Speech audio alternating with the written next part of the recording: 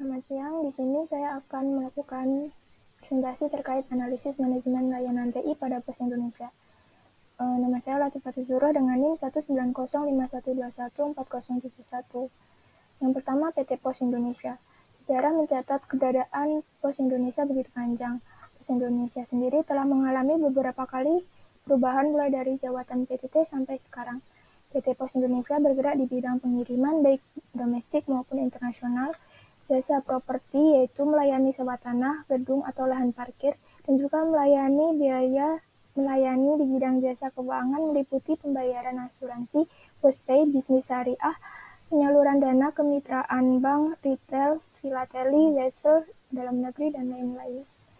Lalu untuk manajemen layanan TI atau biasa disebut ITSM, yaitu merencanakan, mengelola, mengatur, dan mengontrol sumber daya teknologi informasi berdasarkan kebutuhan dan prioritasnya. Tujuan dari IT manajemen untuk menghasilkan value melalui penggunaan teknologi.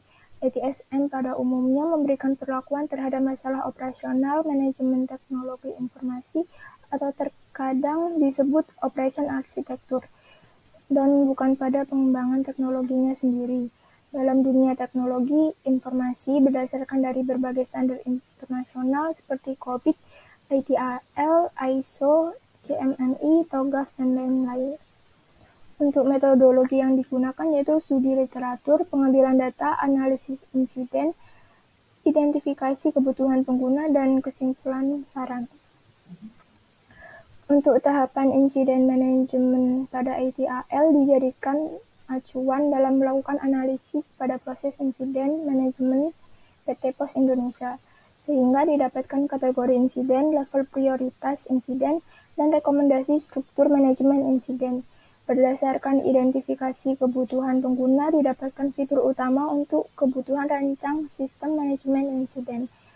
Prototipe yang dibuat dapat memudahkan dalam penanganan keluhan mulai dari melaporkan insiden hingga penutupan insiden, serta dapat melakukan tracking laporan insiden dengan cepat. Jadi di sini penggunanya ke service desk untuk melaporkan keluhan insiden, lalu ke bagian fallback, dan selanjutnya ke provider. Dan di bawahnya itu ada priority level pada layanan TI, ada level urgensi dan level dampak. Untuk level urgensi sendiri dibagi menjadi 3, high, medium, dan low. Untuk high-nya sendiri adalah layanan tidak dapat tersedia, perangkat IT yang didukung layanan tidak dapat digunakan, permintaan atau pelaporan gangguan yang diajukan oleh Kepala Pos Indonesia dan Kepala Bidang. Untuk level urgensi mediumnya yaitu layanan tersedia dalam waktu yang singkat dan tidak menentu, perangkat TI pendukung layanan hanya dapat digunakan secara terbatas, dan permintaan pelaporan gangguan yang diajukan oleh karyawan Pos Indonesia. Dan untuk yang low atau rendah yaitu perangkat TI pendukung layanan masih dapat digunakan, lalu layanan tersedia atau dapat digunakan tidak secara maksimal dan dapat menghambat beberapa aktivitas tertentu.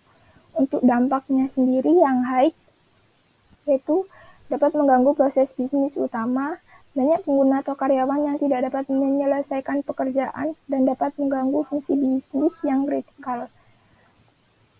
Lalu untuk yang medium, pengguna tidak dapat melakukan fungsi bisnis tertentu dengan yang diharapkan, namun masih bisa dikerjakan dengan alternatif lain. Dan untuk dampak yang rendah, menghambat pekerjaan pengguna atau karyawan secara personal. Untuk selanjutnya, service desk merupakan perangkat lunak manajemen pengelola layanan TI yang memungkinkan dengan cepat, tepat, dan mendokumentasikan proses pelaksanaan pengelolaan TI yang efektif dan efisien, serta mendukung proses pada ITIL versi 3. Tujuan dari sistem manajemen insiden ini yaitu mempercepat dokumentasi proses dalam mengatasi insiden layanan TI yang terjadi pada pengguna, dimulai dari adanya laporan pengguna kepada service desk, lalu melalui telepon atau email. Selanjutnya service desk akan mencatat dan menyelesaikannya.